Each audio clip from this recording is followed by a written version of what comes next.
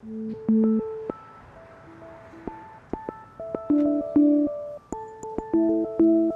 name is Solomon Yeo.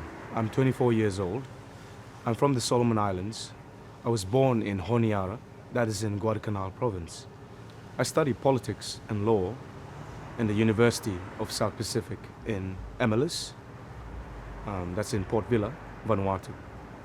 Our organization is called the Pacific Island Students Fighting Climate Change. It's inclusive of all countries in the Pacific. We are just students. We believe we can make a change in the world. Currently we have two objectives. One is to take human rights and climate change to the International Court of Justice, and we hope our leaders will back us on this. The second is that we want to educate other youths so that they can see the bigger picture and also activate them to join the activism into climate change, environmental protection, as well as their own rights, fighting for their own rights. We want to empower them, and we believe that through this organization we can do that. Well, last year, the United Nations Human Rights Council passed a resolution. They stated that climate change is an existential threat to some nations.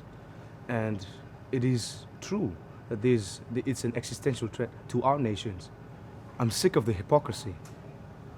You see, the resolution has been backed by a lot of countries, and a lot of countries sign it, including those countries that are considered one of the worst contributors to climate change.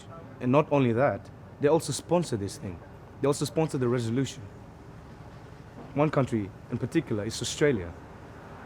They make big words in the UN. They make nice speeches, but then they're not doing anything about it. Instead, the politicians walk around in the parliament waving coals around with smirks on their face and making jokes about us Pacific Islanders.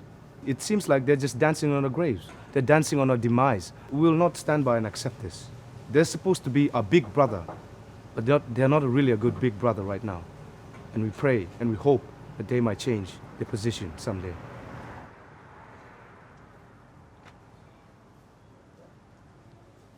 Absolutely.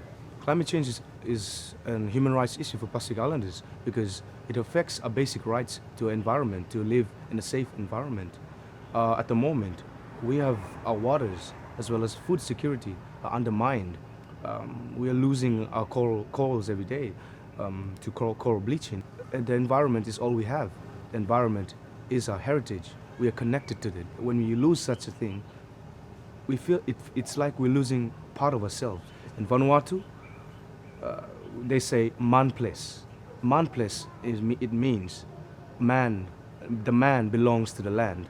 When a person dies, he goes back to the land, and they always respect that because the land takes care of them, and the lands circulate their life.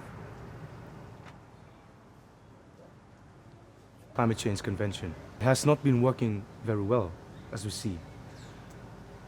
In the latter conventions, such as the Paris Agreement, countries are still making excuses. They have been making excuses then, they're still making excuses now. For the agreement to go forward, for discussions to go forward, for solutions to be drafted upon, it has to come through a consensus basis. The problem with consensus is that there are other countries in the world that are benefiting substantially from the using of oil, using of extractive industry. They've been getting off all of these assets to themselves, and they will say no, of course, because we are benefiting. That puts the whole convention out of the window, because consensus requires everyone to agree. If you have countries such as the United States, Australia, China saying we still want to practice these things, then we cannot go forth with an agreement.